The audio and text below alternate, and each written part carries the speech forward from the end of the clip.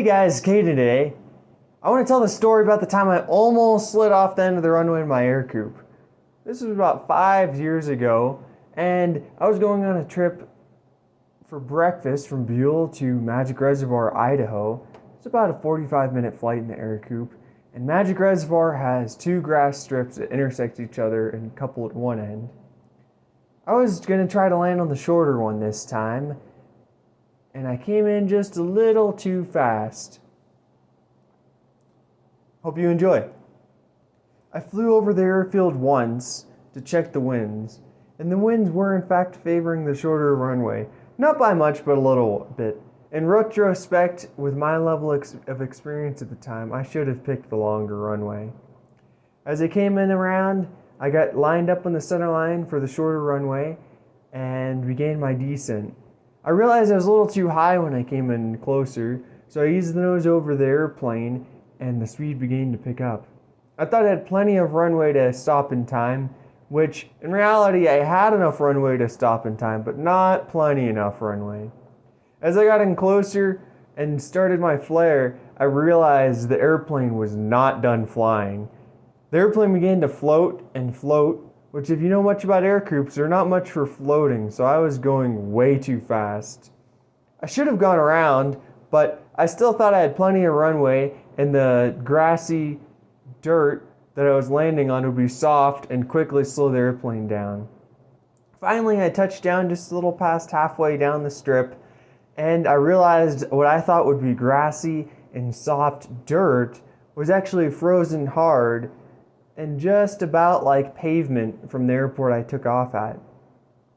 Now it was too late. There wasn't enough runway left to go around.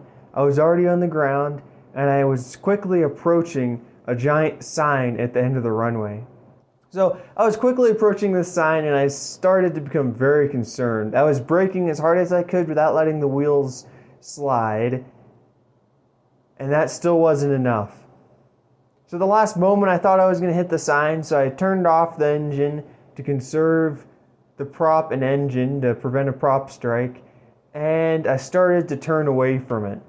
Now luckily then, the Ercoupe has very stout landing gear, and rather than bending or coming off, I just simply drifted at about a 60-degree angle to the runway and came to a stop.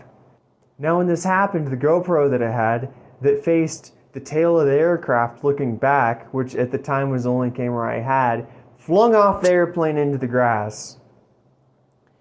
I got out of the airplane grateful that I didn't have a prop strike, and I was slightly worried that I had possibly dismounted a tube or wheel from the wheel of the airplane. I went around and quickly looked underneath the airplane, and everything looked good. No bent landing gear, everything had it like it had when I took off, and then that's when I walked around the airplane and saw my camera gone. This was the first time I had tried this camera mount, so I thought that maybe it had fallen off somewhere along the way, but after looking in a little closer, I spotted the camera over there in the grass and went over and picked it up. I think there's a lot to be taken away from this. The first is always knowing your aircraft's limitations and performance. I knew the Ercoupe could get in a strip that short, but it has to be flown properly to a certain set of standards, which I could not perform to that day. Mostly because I was still a new pilot. I only had about 130 hours at the time, and probably only about 25 hours in the Ercoupe. I had landed this short before, especially in grass strips, and from my experience at the time, every grass strip I had landed in, I had quickly decelerated because the ground was soft. This time around, though, the ground was frozen solid, and the friction between the wheels and the ground was much less, more like pavement rather than a grass field. Taking off out of there that same day, I definitely picked the longer runway to give me the greatest margin of safety. Flying at times can be a roll of the dice, and it's our job as pilots to mitigate the risk as much as possible. Whether that's taking the longer runway, waiting till earlier in the morning for the lower density altitude to do the cooler weather, or simply just going around when something doesn't feel right. At the end of the day, I admit that I was lucky how the outcome of this turned out. It could have been a lot worse, and turned out just to be a good, hard lesson. But guys, don't let aviation be luck. Let it be planned and have as much of the risk mitigated away from the problem as possible. I hope you guys really enjoyed this story. Please like the video, subscribe down below, and leave a comment if you've ever landed just a little bit too long.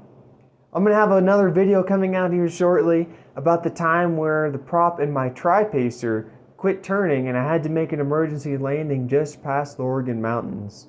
Make sure to subscribe down below and turn on those notifications so you're notified when that video comes out.